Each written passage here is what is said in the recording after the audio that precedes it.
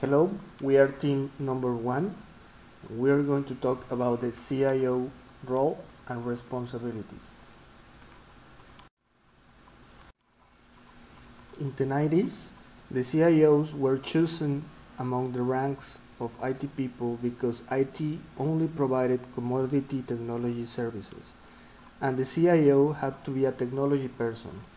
However, the role of IT has been changing during the last decade, and now IT has more importance for the business by creating competitive advantages with technology-enabled solutions. During the first decade of the 21st century, the main responsibilities of the CIO have been building and running a professional, cost-efficient, and lean IT organization. While these abilities are still needed, they no longer determine the success of the CIO. The world is changing. Smartphones are transforming the demand patterns of consumers, both internal and external.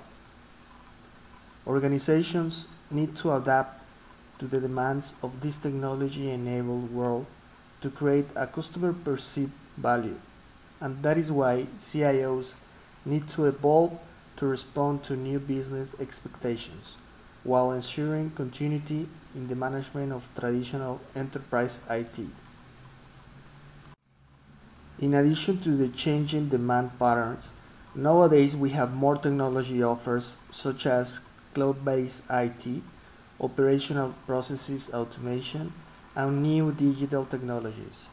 CIOs will have to reskill their IT workforce to build hybrid businesses and IT skills, to leverage the new offers and fulfill the new demands from internal and external information consumers. With more services going to the cloud, the operational costs and the skills needed to run IT will go down. It means that CIOs and their IT organizations will need to focus more in the design and implementation of technology-enabled, information-rich, and transformed business processes.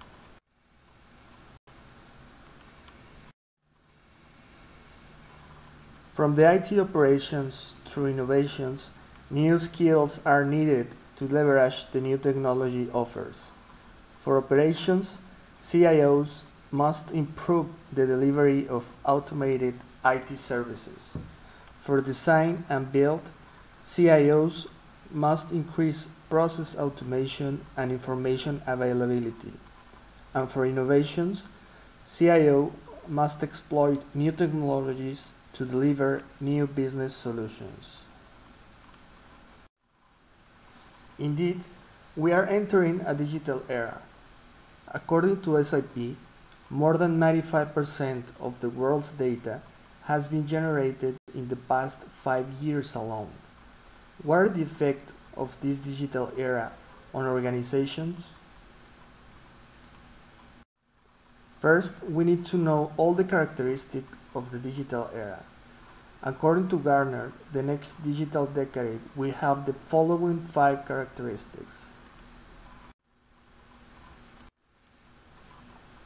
Dynamic, rapid, disruptive technology innovation, with customer involvement in the definition, creation, and viability of offering, sets a dynamic connotation in the enterprise business environment.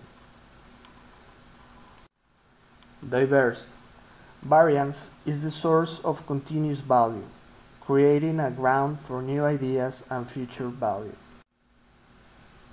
Driven by consumers. Consumers' engagement determines value.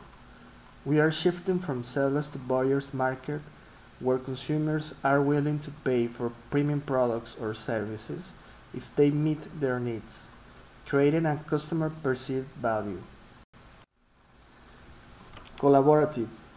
Consumers, designers, fabricators, and others from around value opportunities for fluid and dynamic co-creations. Companies need to integrate different vendors to create value. Combinatorial. There are plenty of opportunities for innovation with our current technology because technology progress is combinatorial.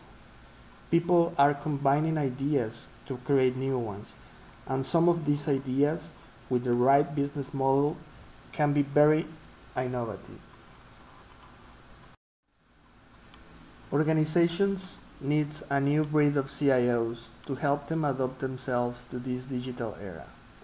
According to Gartner, there are 5 key characteristics that will distinguish the new breed of CIO from its traditional roots and are needed to be successful in the next digital decade. Business understanding. Traditional CIOs have a basic knowledge of how the business operates. CIOs now need to understand how business competes, makes money, and delivers products and services. Primary focus. The traditional focus has been how to apply technology to enable productivity. How do we do things? The new focus needs to be combining technology with information and human capabilities to find new ways of competing and new revenue streams. Scope of accountability. The traditional role has been managing the IT organization and focusing it towards the business. New CIOs need to orchestrate customers, distributed IT development, and technology and business suppliers.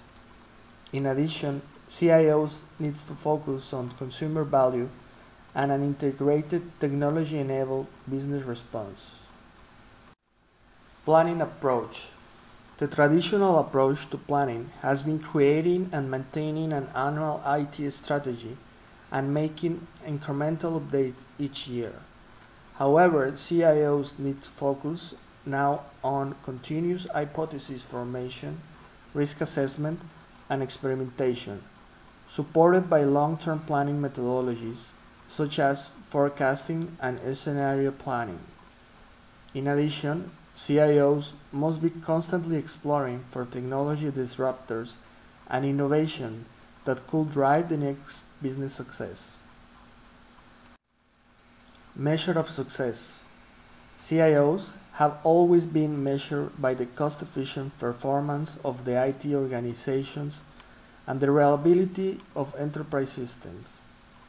Now they must be measured by the successful management of business outcomes enabled by technology.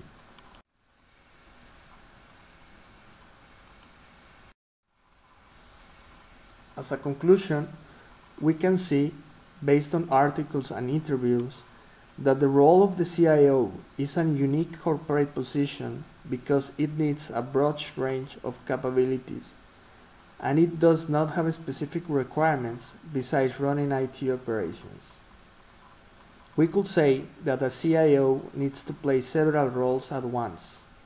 A CIO is a manager of people, a manager of infrastructure, an application deliverer, and a solution broker, a financial manager, a business expert, a customer-facing and marketing professional, a corporate leader, and an innovation collaborator.